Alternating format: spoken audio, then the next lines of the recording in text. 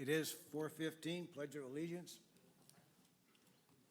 Pledge allegiance to the flag of the United States of America and to the republic for which it stands, one nation, under God, indivisible, with liberty and justice for all. All right, good evening. For this special meeting, Way Park City Council will hold a public hearing at City Hall, 19 13th Avenue North on Friday, September 30th at 4:15 p.m. to discuss the following. Request of the City of Way Park to extend interim ordinance moratorium regarding Section 52.45 mining and extractive uses in accordance with Minnesota Statute 462.355 Subdivision 4D. The public hearing is now open and is 4:15 p.m. Is there anyone here who would like to speak? It is a public hearing, so is there anyone here who would like to speak at the public hearing? Basically, maybe John, you want to just give some background, and maybe I'll that's just- all they're here for, is that, I'll just give a brief summation. I know most folks, obviously know what you're here for. Essentially, what we're looking at, this is a request from staff to look at extending the moratorium, the existing moratorium, which is set to expire in a couple weeks, for a period not to exceed 120 days.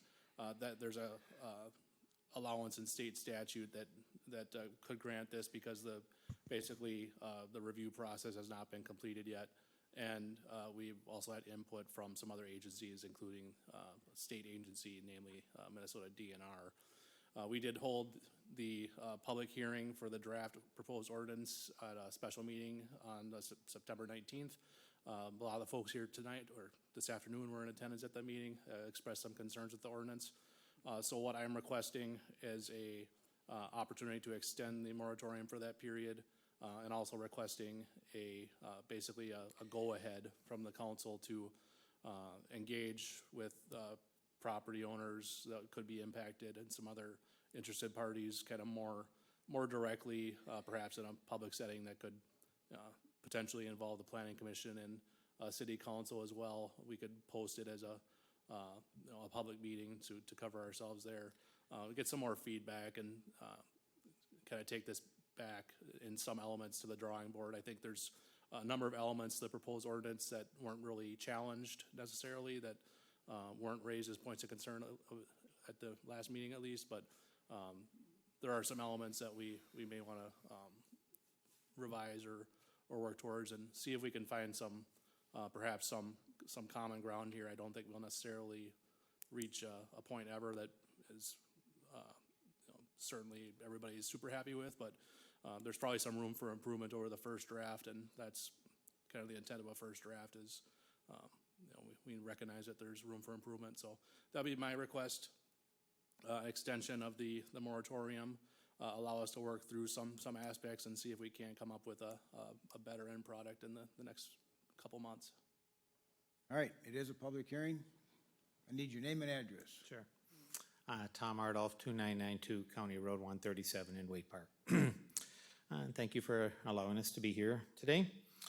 And I'll be much briefer than the last time. So, and what actually, more than anything that really compelled me to come today was the document that John drafted for us and shared with us.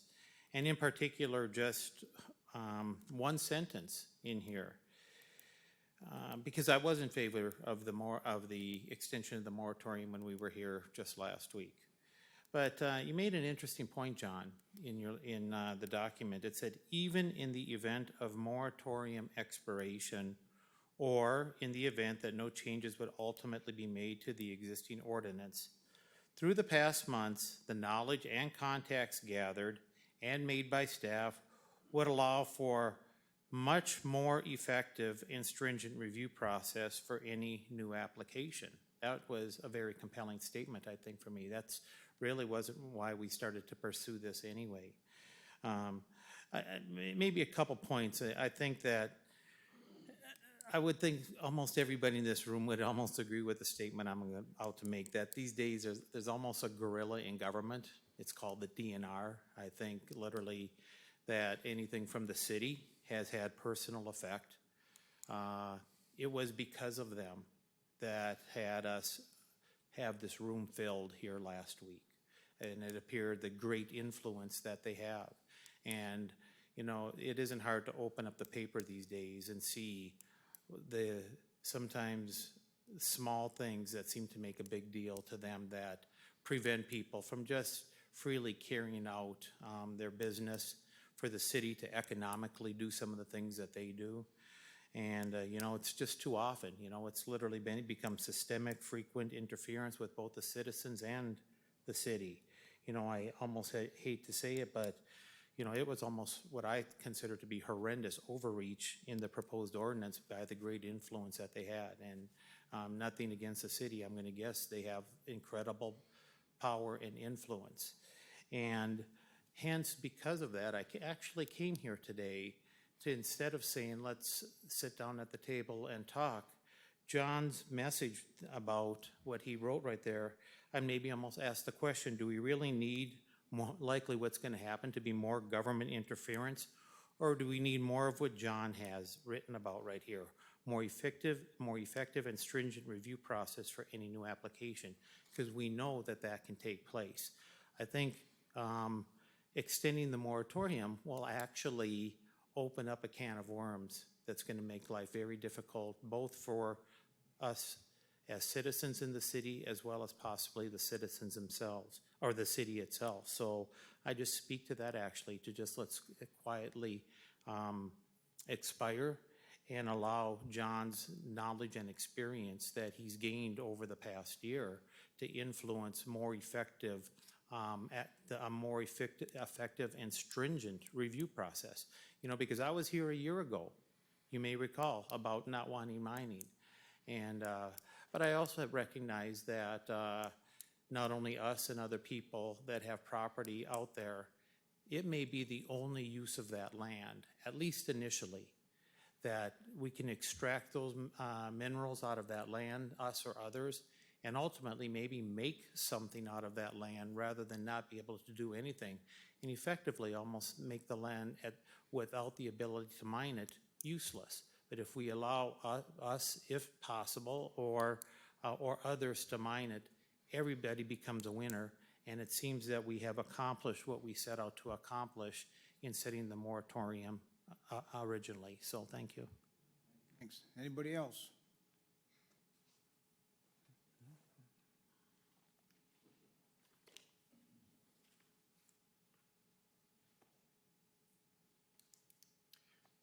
Good afternoon. Ralph Fedor, 2337 Granite View Road, Waite Park.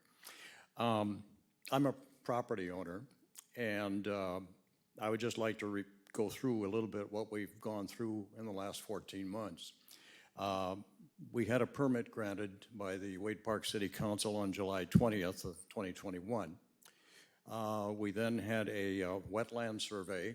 We then had a review and verification of the wetland survey. We then had the Army Corps of Engineers engaged in the process. We then had a botanical survey because conditions may be right for the presence of a rare or endangered plant. That plant was not found. We then had to hire 3 archaeologists to come out to the property and search for relics of prehistoric civilizations which may have been there. Skeletal remains, tools, and so forth. None were found. The archaeologists that I spoke with said, you know, this is really a low-yield project. Civilizations were more likely nearer the water than out here. So I'm wondering, did archaeologists survey this site when there was excavation for the city hall? Did they do anything with Martin Marietta when they expand? Or were we just singled out as a deny delay tactic? We submitted a wetlands replacement plan and then had a meeting with Environmental Services on September 14th. Now we're about 14 months into the project here, and then suddenly within 48 hours after that meeting, a proposal to change the rules comes out. It just, doesn't seem right. You know, there's a process that doesn't have any scientific verification, but it's called a sniff test. And somehow 14 months and then 48 hours just seems like there's something else going on here. I reiterate the fact that communication has been a problem. If we could talk to each other and we could find some common ground, if we could see what the other person sees as a benefit or what the other person sees as a hindrance and work together on the project, I think it would be a much better process. As it is, it seems like a lot of things are discussed in a corner and then are pushed out for the other people. There's no discourse, no dialogue between people here. I think if we could make that happen, there's a lot of possibilities here for everybody. There's good things that could happen as a result of mining. There are things that we have to pay attention to if we are doing mining, but in this whole thing, we need to be talking to each other more than we have in the last 14 months. So I think there's a lot of room for improvement here, and if there's anything that comes out of this, I would hope it would be better communication and try to understand the other individual's position a little bit. One of the things that strikes me here is we have farmers whose land borders Quarry Park. And those individuals worked with Quarry Park, they sold land to Quarry Park, and if it weren't for those individuals, Quarry Park would not be what it is today. But yet Quarry Park wants to impose a 1,000-foot setback on these farmers' lands. And I just don't think that's right. I don't think that's in the spirit of doing things the right way. Communication, working together, I think that's the answer rather than opposition to each other, deny, delay, do what you can to close doors. Thank you. All right, thank you. Anyone else?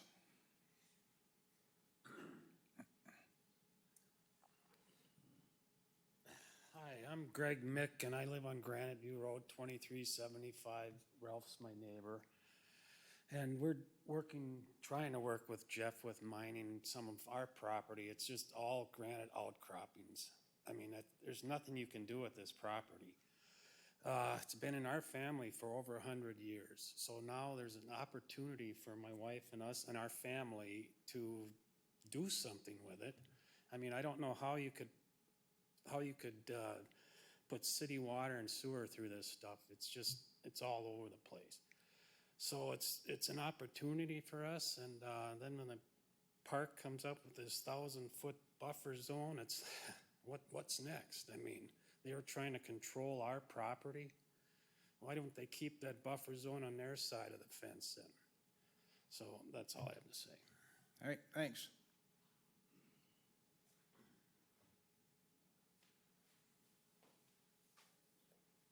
Hello, Hi. Jeff Johnson. I own property at 2357 Granite View Road also, and I'm also in the mining business. I think that some of the proposed restrictions in the new ordinance were, way overreaching. I think there's some middle ground that can be achieved that would work for everybody. The 1,000-foot setback on our property, my property, it encompassed my entire property.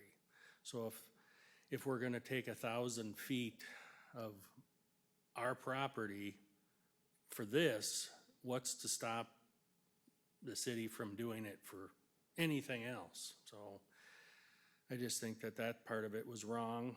I guess I've done some research since getting the proposed ordinance, and from cities like Maple Grove, who have, it's a larger metropolitan area down there than Waite Park, and they realized that they had about 3,000 acres down there that was mined and is being mined, and they realized that the resource was needed, so they found a way to coexist with the mining operations, and they came up with a comprehensive plan that the city is going to follow for development of that property once the mining is completed. So they're all kind of working together to utilize the resource and do something good for the city and the citizens once the mining is done. So I think that's something that can be achieved here in Waite Park, And I would like the opportunity to work with the city and the planning commission to come up with something that would work for all of us instead of just closing it out and saying we don't need any more. This is one of the biggest granite resources in the state. Well, there's other ones, but they're so far out of the market area that nobody can utilize them. And the majority of the resource is underneath the park. So that'll never be mined. So to just say, well, we don't want to utilize the stuff that surrounds the park, I think is short-sighted, and it's a resource that is needed by many people, and a lot of construction requires it. So I think that that's something that we should consider going forward. Thanks. All right, thank you. Anybody else?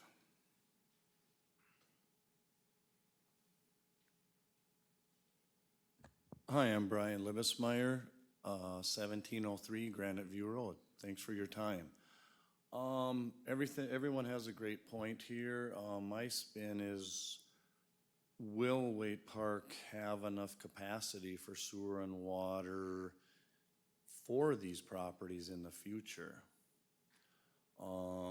If not, the mining actually could maybe create something else for us to do with the property. I don't know. Do we have to have a central well?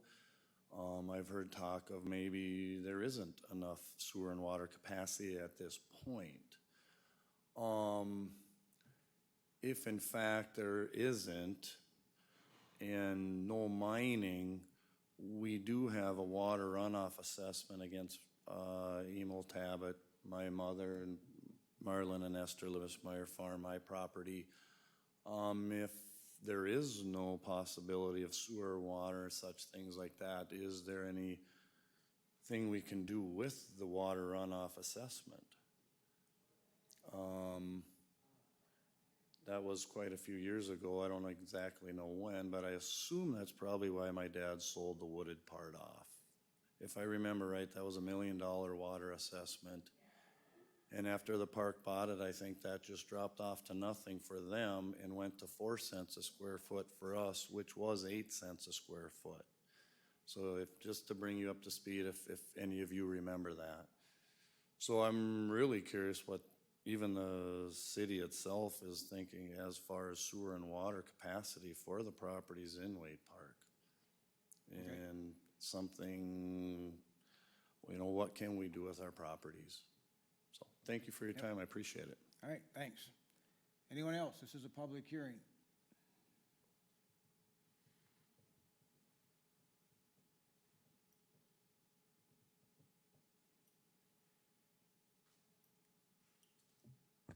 Jim Libesmeyer, part of the farm there, 1401 Granite View Road. But there's been, a lot of the discussion at the Planning Commission there was on the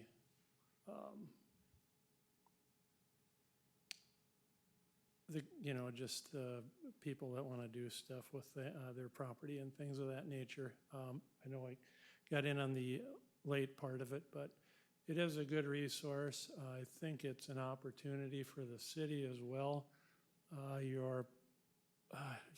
What is your engineer's name? The city engineer? Dave Blummel? Dave Blummel, yeah. I had a conversation with him a month or two back, and we were discussing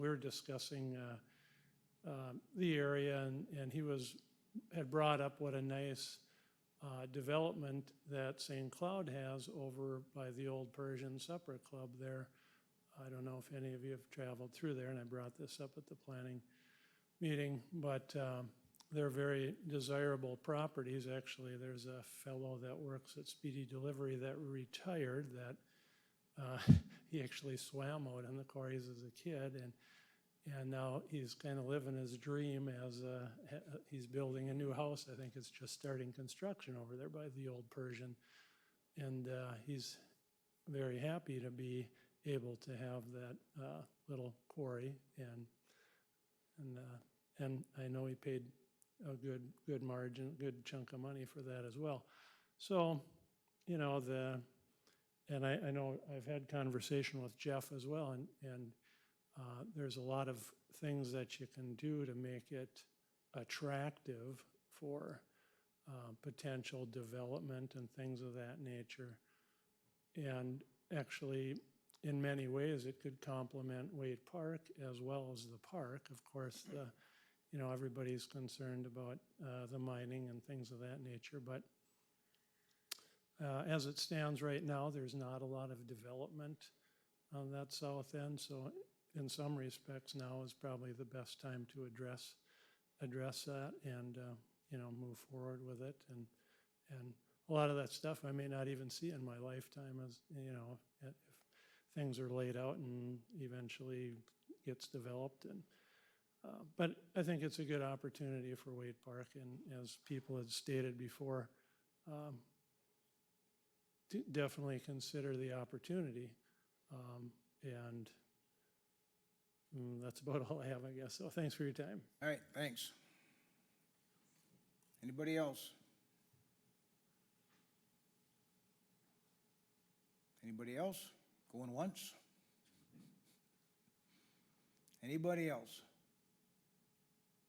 If not, we can close the public hearing. I'll make a motion to adjourn. Close the public hearing. Close the public hearing. All in favor? Aye. Opposed? Passes. It was closed at 4:36. I think what I heard was, do we have capacity? I think we have capacity for sewer and water. We don't know if we can get it down that far. Basically for elevation, a lot of it. We are studying that.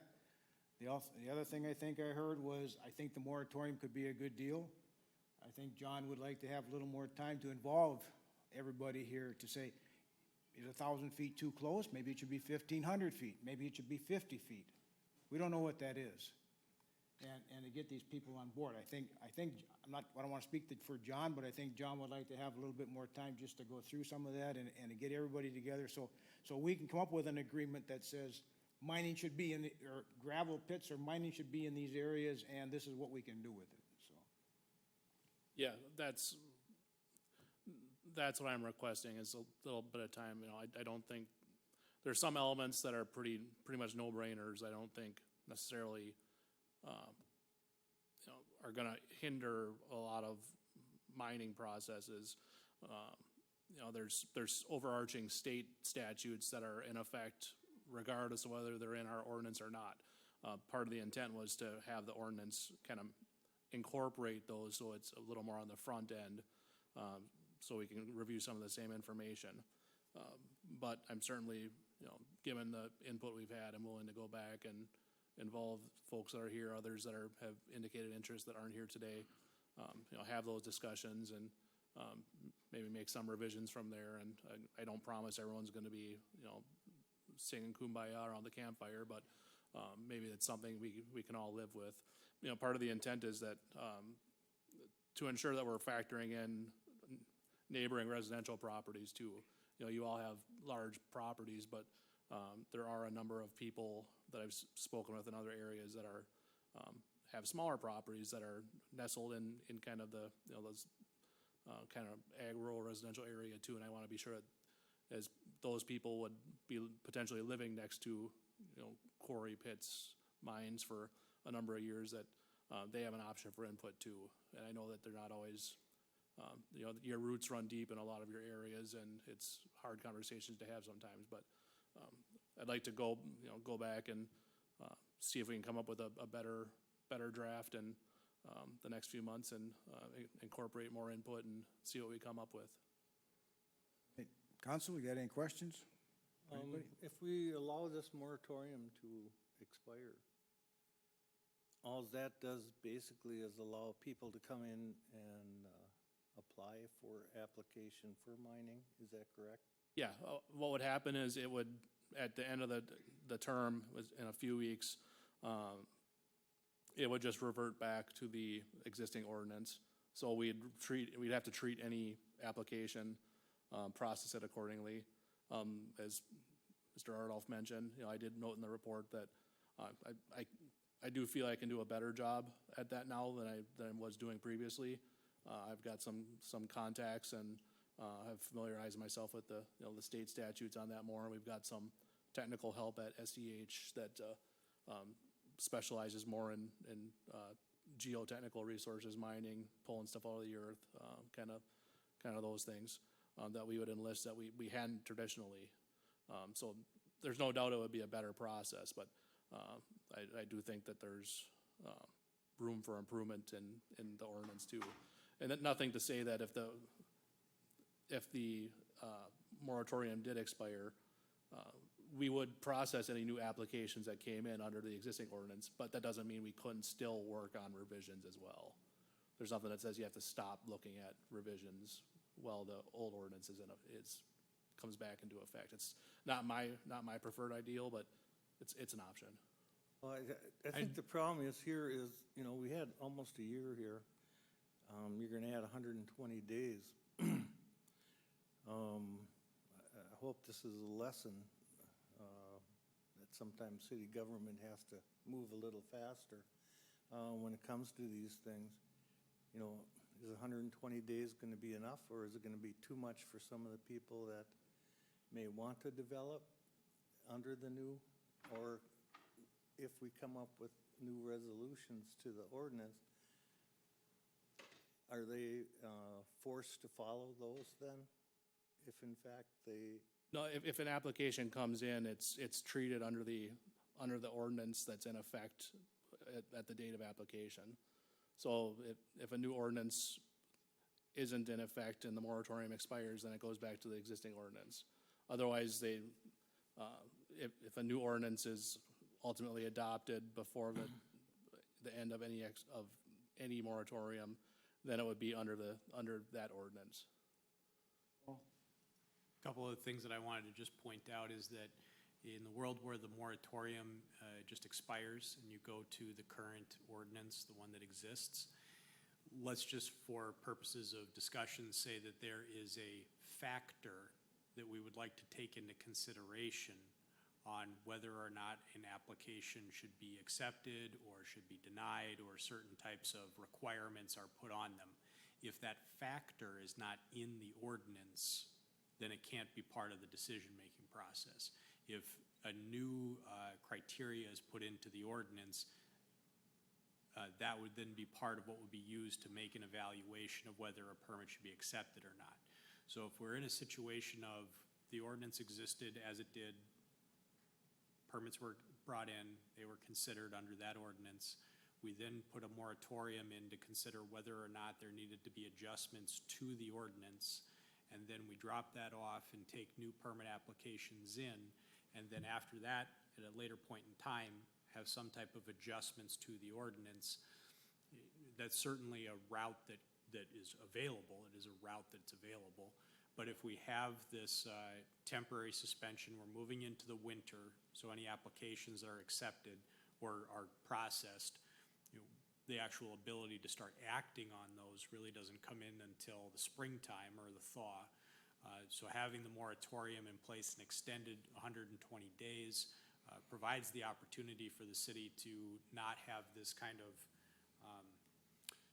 disjointed, I think is what we could call it, kind of a disjointed approach to the applications, of sending the signal of, okay, applications are going to be considered on the original ordinance, and then a little bit later down the road, we'd like, applications from this date in, for purposes of just this moment, 2024 going forward are going to have a different set of standards. I think that does present a little bit of a disjointed approach to the mining question. On the issue of 120 days, I just note that the statute allows for you to have an extension of up to 120 days if you meet one of these four categories of here's why more time is needed. The 120 days isn't necessarily that's how it was elected upon, is it's the maximum that you can ask for is that 120 days. And then I'd say that the moratorium concept, just in general, right, we put one in for 1 year, for 12 months. Under the statute, the total amount of time that you could conceivably have the moratorium is 18 months. But you would have to have an intervening event that made it necessary or authorized it, or the statute requirements are fulfilled for you to do something more than 120 days. So the first ask that you can do is 120 days. And if there were any reason to come back and talk about an extension to the moratorium, there'd have to be another event that satisfies the statute. In this circumstance, and it's not as if each of these events has a different time frame connected to it. The statute just says you can put one in for 12 months and you can have a maximum of 18 months of a moratorium, but to get to that other time, there has to be one of these qualifying events or causes or reasons. And so just to give a little bit of clarity on what the 120 days is. All right, Council, anything else? I guess I have just one question for everybody out here. If we go with the 120 days, can we all work together to get this to work within that 120 days? Yays, nays, or what do you think? I was on a committee for a moratorium and another, where we have another mining operation, and it takes a fair amount of time to have meetings, present all the ideas from both sides, and get this done. So I guess my other question would be is if you stayed with the existing ordinance, can't the city put on whatever kind of restrictions they feel necessary to? Well, what I'm trying to do is like Paul was talking about, is if we let the moratorium go, everybody's gonna come in with their application and say, I want a mine under the present ordinance. We invoked the new ordinance, now we got a whole series of other rules that other people would have to follow that didn't make it in before we came up with the new one. So that's why I think with 120 days, if we can work together, I think we got a lot of the legwork is done, but we need to work a little bit closer to come up with the final. And I would rather see that if most of you people are here that are out there would agree with doing that. You know, we might have to have 2 or 3 meetings a month or whatever to get this going so it's proper and it's final so that everybody's on the same page. That's my concern. I think we can do that. Yes. We can't wait probably 3 months and then do it, you gotta start right away. Well, what would the DNR input be at that level though? The DNR would be invited to this, and I think that's a good opportunity for you to listen to the DNR and for the DNR to listen to you. You're right, the city of Way Park put in $1 million culvert that should have been $20.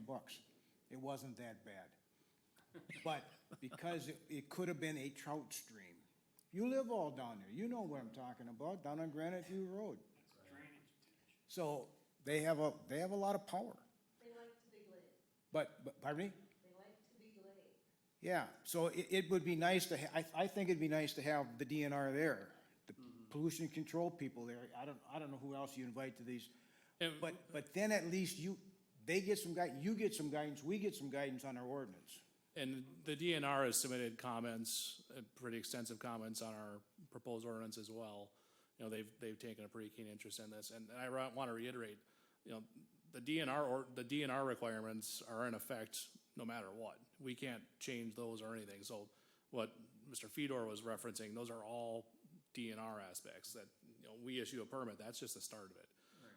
What it does, though, it gets you to the table, and you can understand what they're saying, so you don't get it dumped on you, when all of a sudden you come in, you want to crush this granite or do some mining out there, and then all of a sudden the DNR says you can't do it. Because frankly, I mean, when they come in with these comments and, you know, they tend to come in kind of late, they kind of blindside me as staff. And then I don't have time to adequately reflect that in a report and recommendation, so it's tough to do. So the intent was to kind of bring everybody on the same page, which to some degree is already happening, but I think it can be improved with the ordinance.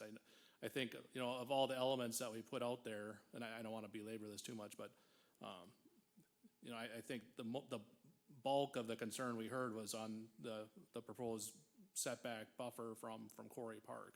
I'm sure there'd probably be some more conversation on, you know, perhaps the term limits that were proposed, because that's another big element too, but, You know, some of the other elements I think were, you know, perhaps more modest as far as, you know, submittal requirements and, you know, wanting to see something that, a end plan that leaves something that there's a desire to, you know, do something with the property rather than that's just not necessarily just a big hole in the ground forever.